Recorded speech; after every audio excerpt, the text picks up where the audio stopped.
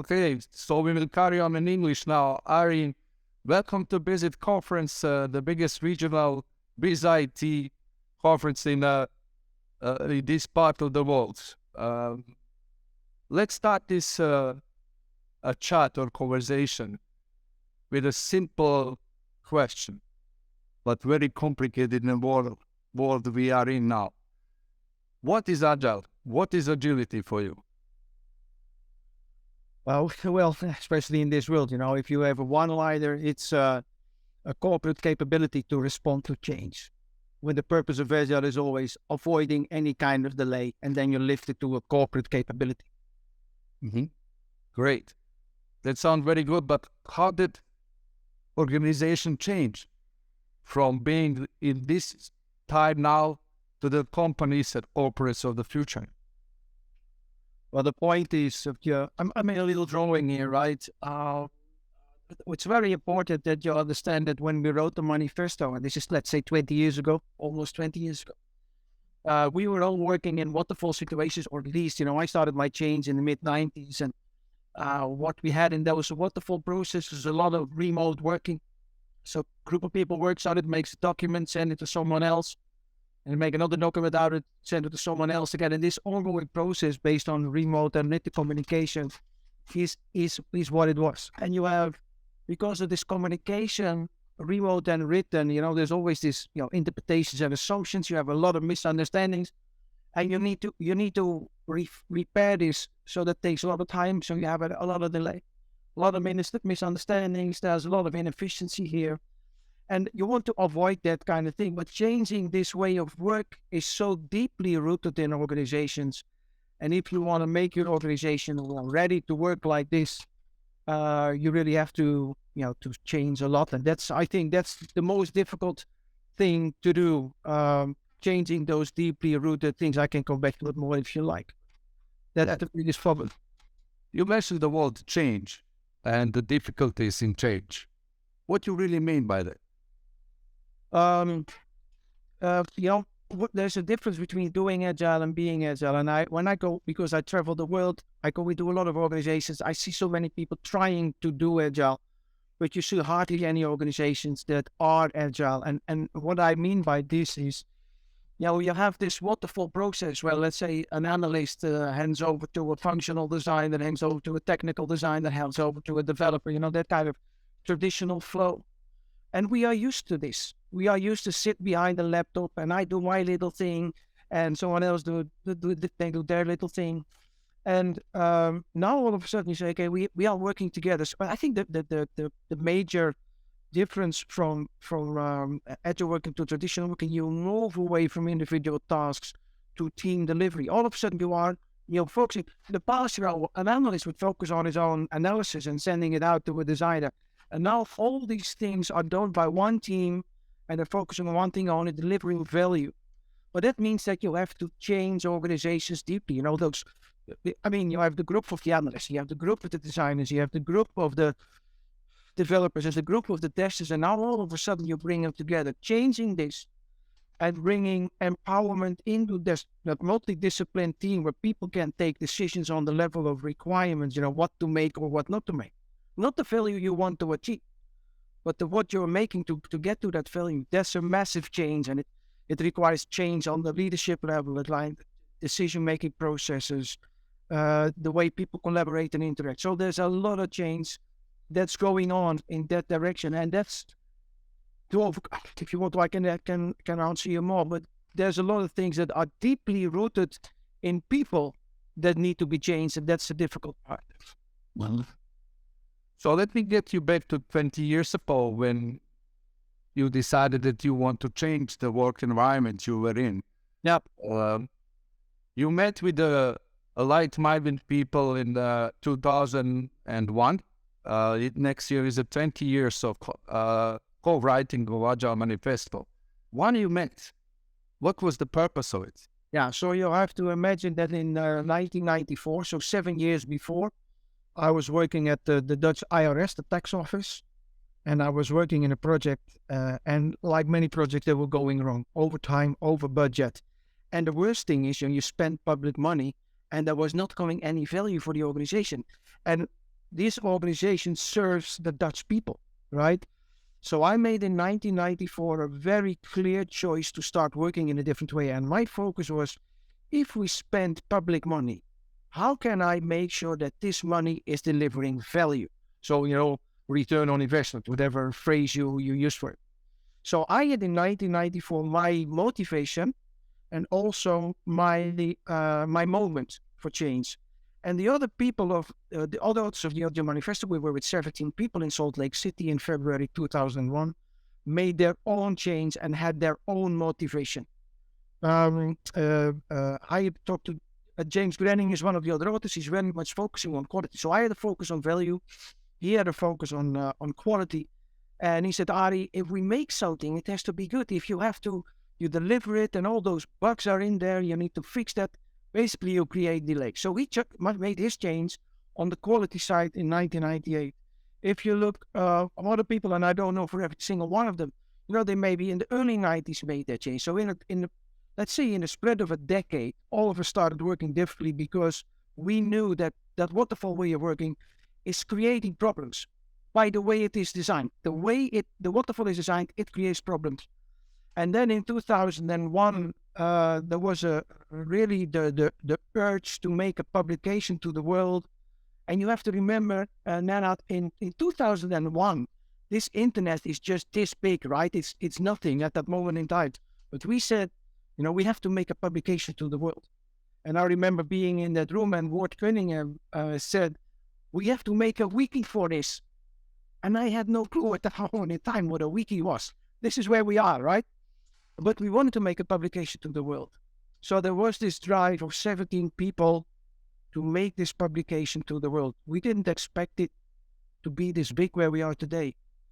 But there's a reason why it is big, right? If you want to, I can elaborate on this. There's a reason why it's big, but we wanted to make a statement anyway.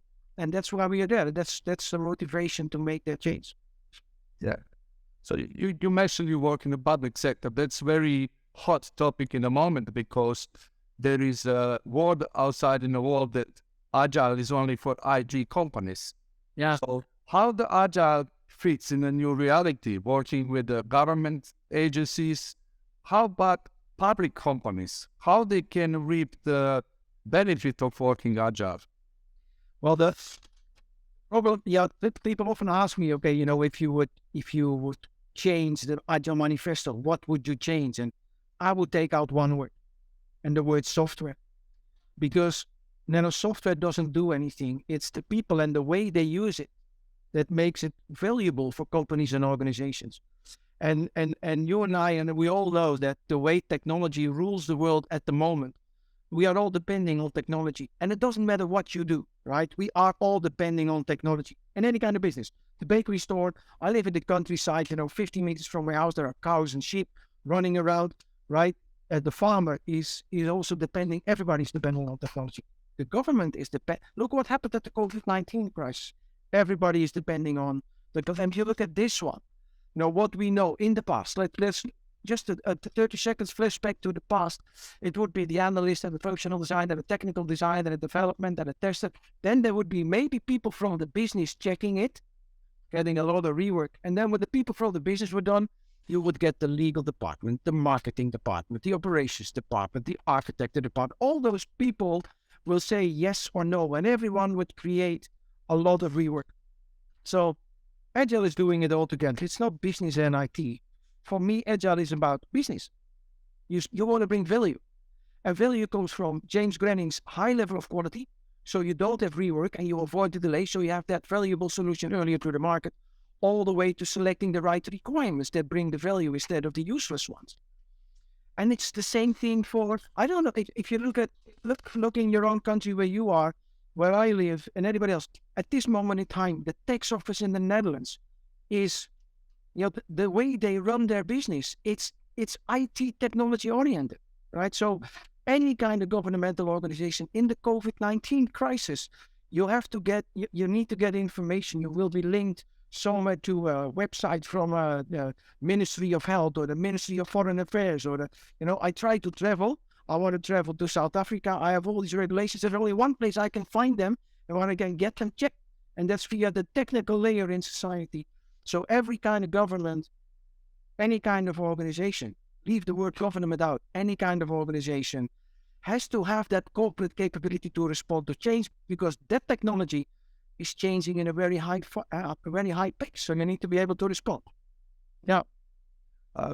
Interesting. And I want to pick up one of the subjects you just talked about it. And this is a fascinating for me that when I worked for last 50 years connecting business with new technologies, how are you doing it? How you connect people, considering that the corporates are huge, they work in silos. So what exactly you do to connect those people to deliver on time without delay and within the most important, but when I look at this, right, this is what we call the remote directed communication. People sending documents to each other. This is what is not working, right? So what you need to do is you need to, and it sounds so simple, you need to put people together at the table. And then you have to empower them, because if those people are sitting at the table, but they have to ask someone else all the time, is this okay? Is this okay? That doesn't work, because then you have to send it out, you have to wait, and then you have those misunderstandings in the communication and the waiting. That doesn't work. You have delay on delay on delay. So you bring people together at the table, and that's part of the transformation process. Becoming an agile organization, not doing a little bit of agile, but becoming an agile organization and really getting the corporate capability to respond to change means that you get those people from the silos and you bring them together and you empower them. And as an organization, you tell this team, hey, this is the value that we would like to achieve. And I wanna give you an example that I bumped into a while ago. I was sailing the North Sea from the Netherlands. We crossed to the south of England, and then in the middle of the night, we decided we wanted to have a dinner in France, in the north of France, the next day at 8:00 in the evening. And the skipper set the course, right? So you have 6 people on the sailing boat. The skipper has all these big maps. He makes this zigzag line. This is how we sail, because we have the current and the tide and the wind. And I took the first shift with a friend of mine. And then at 6 in the morning, because we had a 4-hour shift, at 6 in the morning, I went to bed. At 10 in the morning, I came on deck again, and the wind dropped. And this is typically what happens. And this is the pace in which things happen. Look at the COVID-19 crisis. It hit us, almost in a couple of weeks. The world was completely changed, right? So you need to be able to respond to that change. And if I'm sitting on my sailing boat and I have to send out the request for change to somebody who is a manager who hasn't been sailing for the last 5 years, and he will tell me where, and I know where I am, and I know what's happening, and I know where to go, right? And the skipper knows how to set the course. Empower the team. But that empowerment is the difficult part, because that changes people's roles. The people in the delivery teams, they decide how to sail. As long as you get to the north of France and have dinner at 8:00, doesn't matter how you get there. That's the point to understand. But it requires, courage for people to take that responsibility. It requires courage from managers to say, okay, people, I trust you to get the job done. And that's the part where we focus on in changing. It's a paradigm shift, right? The world, in the past, you would tell people what to do. Now you expect them to know what to do, and you just facilitate them to be able to do so. That's a major difference. So you talk about the teamwork, and I really believe that the team is in corporate transformation on a much bigger level. And usually when you say teams, they think about IT teams, the sales team and the marketing team, but it's called, in your way, has to be connected in some kind of rituals, so everybody has the right information in the right time. When you look into your integrative agile transformation model, what you are using to help facilitate making those big teams, corporate teams, so that information can flow directly from the teams to the stakeholders. I'm making quickly a drawing to make this clear to you and also to the people, of course, who are watching this. What is very important is that you have to get the people together. So a delivery team is a team that covers all disciplines needed to make something, and also all disciplines that can either accept or reject something that the team made. And this is really important that you have this. And what we do, and this is one of the biggest changes that we make.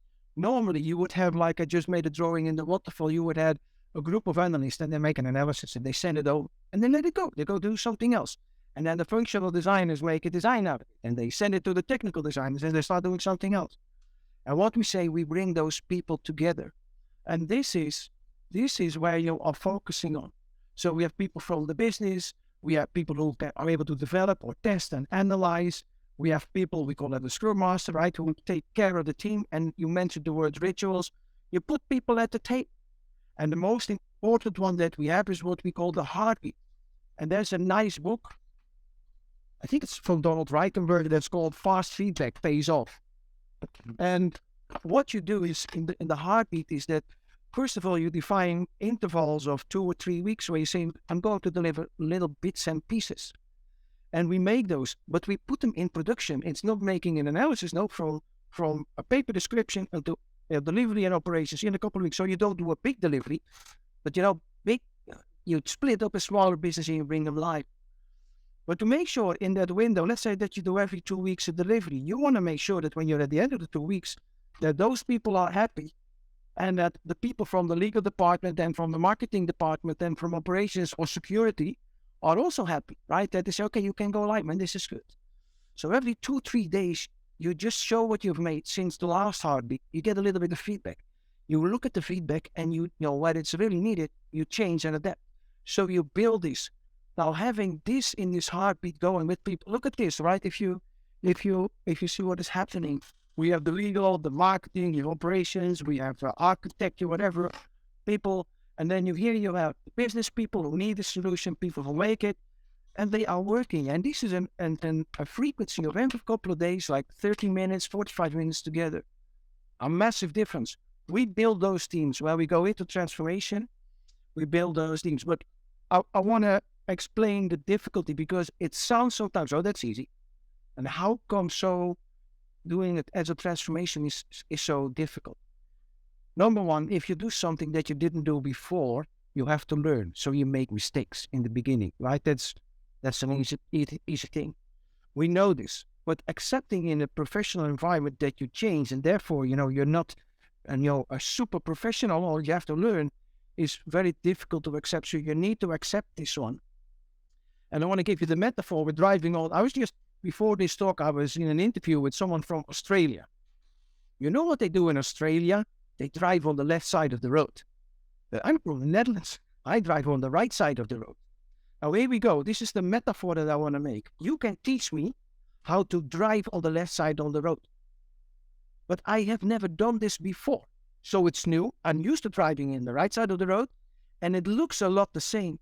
But the rules for preference are different. Where you have to look is different. Where, other people in traffic are coming from is different. And the big problem is that as long as everything is going the same, and as long as I'm on my own on the road, nothing will happen. But when an idiot comes from the left or the right and does something that I've never seen before, my reflex is still based on driving on the right side of the road. And I need to build new reflexes because I work in a completely different way. And what people tend to do in any kind of transformation process and also in an agile transformation process is, oh, it goes wrong. I have to find a solution. They start looking in their brain and the only solutions they have are solutions from the past. And I have been in situations literally where we did an agile transformation, it was successful, working well. 2 years later, I come back, they use all the agile words and they were completely waterfall again. Mm-hmm. So if you go into that kind of transformation, we focus on those kind of teams. We have those rituals. The heartbeat is just one of them. And we work very intense with the leadership teams because the leadership team themselves have to role model agile behavior. They have to do it themselves. They have to facilitate that change process, like breaking those silos in the organization. And once, you're going into agile working, they also have to facilitate sustaining that change by making sure that we don't step back into old reflexes and bring in agile coaches to help an organization do it.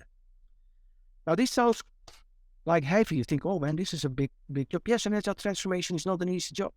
But the point is you have to be able to do this agile way of working because it's so demanding, right? The world where we're in, the changes that we have are so demanding. We need to do this. And that's what people need to get in. And I think COVID made that more clear to anybody. Technology and innovation already, But COVID is like, within weeks, business model's gone, right? So you have to invent a new business model for your company or you die. And this is where agility comes in. So when I listen to you, I have a few words in my mind. So it's mindset in order to change, so not delay the projects and deliveries you have. Would that be correct to say? Yeah, I think the mindset is the magic word. People can call it culture. If you define culture as a set of habits that a group of people share, and you know that the waterfall is the culture in an organization, okay, we have to change the habits. That is a massive mindset change. And I would like to shine a little light on this, because the old ways of working, the waterfall is very often deeply described in all sorts of manuals exactly how to do. So this is another paradigm we have to shift. We are used to have somewhere described exactly how to work. And Agile is not. Agile is liquid, because we continuously innovate and improve. The world doesn't stay the same, so you have to adapt continuously. So it's not only changing to different kind of working, but also accepting the fact that it's not in detail described for the next 5 years how we work. We continuously adapt and innovate. And that's something that needs to be facilitated by the organization, but it's sometimes a big step to take. An agile transformation you take in baby steps. So let's go back to Serbia. We have a thriving startup scene, amazing growth in the last couple of years. The few companies go global, and a lot of companies do services for big companies abroad, but we still lacking possibility to show what we know on the global markets. You work with a Serbian company for 2 years. What is your experience, and what is your advice for the newcomers helping other global players into the agile transformation? Okay, so I think you have to believe in yourself to make things happen. And what I saw working with people from Serbia is, when you do a transformation, you need to have the courage to be disliked, because you bring change and people don't like when you bring change, right? So because people want to stay the same. So what I know is that in Serbia I see a great level of education, so the knowledge is there.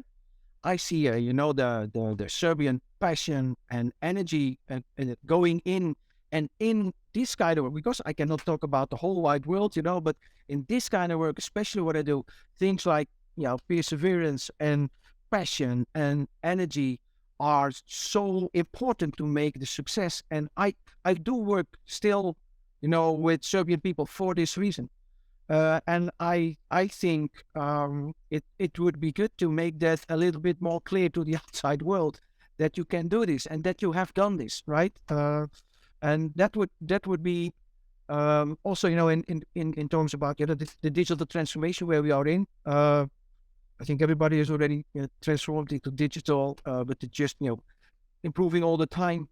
This is also the moment, if we talk about government, right before, when governments take on their own digital transformation, and you do it in a proper way, and you can do it with a high level of quality. So if those governments work agile, and they can bring in that digitalization, and they can become a role model in the world, it would catalyze the impact of Serbian product services companies into the global market and make you very visible. Thank you very much, Arie. I could talk with you for hours, but we are limited with the time. So I will give opportunity to public, online and offline, for the questions. So if there's any, please come in. We heard you quite well. Any questions here?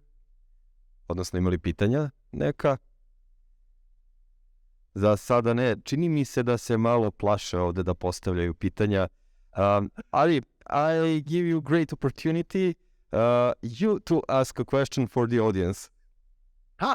Oh, you're bouncing it back to me. Okay, what I would like to ask people from the audience, if someone can explain, because across the globe, wherever I go, most organizations are doing at least a little bit of agile somewhere in the organization. And can anybody tell me, where are you in your agile journey, and what is the thing that you bump into at the moment? What's the thing that you like to see fixed What is the problem that you think, okay, that's on our plate at the moment? Sada da vidimo ko će da odgovori na ovo pitanje u publici, da vidimo ima li dobrovoljaca, a ukoliko neko odgovori, dobit će i nagradu. Evo, pošto smo rekli da ćemo imati danas jedan nagradni kviz. Sorry, Arie, I'm speaking in Serbian with people here in conference room. We have one competitor. He will give you an answer. Može i na srpskom, slobodno, kako god je lakše. Probat ću. Hello, Arie. My name is Alexander. I am trying to implement an agile system in my company. We're accountants, and first of all, the problem that I have is lack of any kind of literature, or maybe I didn't search it quite enough. Written in Serbian. Also, the people have in my daily conversations have little or none knowledge about implementing agile system into a workspace. So those are pretty much the problems. So some kind of resistance coming from people with who I try to implement with, and basically. The majority of resistance comes from not having any or enough knowledge about it and how it works. Result unknown means very often unliked, and that's the point. I honestly I don't know about publications in Serbian. I know there are books for sure translated in Serbian, because some of the people that I know translate in almost every language of their books that you have. But I think I understand your point in terms of resistance, and it's not that people don't like the good, but people have the comfort zone, and they like to stay in that comfort zone. Individually, people are, because that's what you know, that feels safe, right? And really changing it makes it difficult for people. Now, what you need to understand and what you need to ask yourself, and I'm not even asking it you, but the people that are resistant, is, okay, how well are you doing? Please understand that in this digital transformation, competition is not just the guy next door like in the past. In this digital transformation, the digital highway facilitates organizations from all over the world. And before you know it, you have competition from a country you didn't even know that it exists, right? So you need to be there. You have to understand that products or services are volatile. You make something, and within a couple of weeks, couple of months, it can be obsolete, and you need to be able to respond. I like to make the example with my Brilliant. I love my phone. Right, here it is. And buy a new phone every 2 years. And after 2 years, performance really goes down. It's time for change. So people buy a new one every half a year because it really offers new technology. 30 years ago, you would have a phone for 15 years, right? And it would be a landline. Same kind of phone.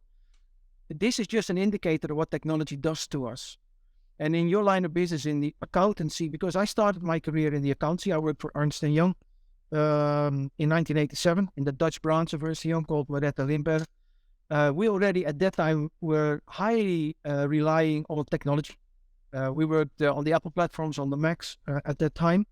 And you see that the fintech business, the whole business in the finance and technology business is moving to this agile way of working, with banks like ING and ABN and the Rabobank, but BNP, Paribas, Societe Generale. They're all transforming because they know it's not just the technology that brings you different ways on how to do your job. Well, they offer you, easy things to do. But what the technology does, it disrupts entire business models. I want to give you one example, Alexander, and then I stop talking. We maybe can give another person time for a question. But I was talking to a gentleman on the board of a big telco in Europe. And for me, 15,000 people is a big organization. So this gentleman is on the board. It's a board of 9 people responsible for this 15,000 people organization. And he is responsible for innovation. And I was talking to him about Agile. And I looked at him and I said, in 1994, you were making your business by selling standard landline phone call minutes. In 2004, you were making your money by selling old school SMS text messages to the market. In 2014, you were making your money by selling internet access to the market. And I looked him in the eye and said, 2024, you don't know. And he looked me in the eye back and said, Arie, 2020, I don't know. The point I want to make, this is 2 years ago, 2018. This guy knew exactly what was going on. And he knew that technology, the innovation goes at such a pace, and is so smart as identifies a new product, a new solution. Your business model can be completely obsolete in months. One of the big telcos in my country, in I think it was 2009, I think. This is the moment where they were making their money with SMS text messages, right? That's what they did. WhatsApp came into the market. This was an organization with 12,000 people. WhatsApp was an organization of just 50 people, right? And they put their WhatsApp product on the market. Within 3 months, this telco was on the edge of bankruptcy because their income dropped in 3 months from what they had to maybe 5 or 10%, because that's where they made their money. And this is just one example. We can talk about insurance. We can talk about the travel age. It's whatever. Business models are disrupted. This is what technology does. COVID makes it even worse. So your company needs to have that change as well. Otherwise, you will be out of business before you know it. It's sorry to say, this is what technology does. We are living in a world of change. Maybe I can call it Winston Churchill. I don't know if you like the guy or not, because there's some debates about him. But he obviously said something like, perfection is not a state, perfection is an ambition. To reach perfection, you need to change a lot. So perfect people change a lot. Take that into consideration.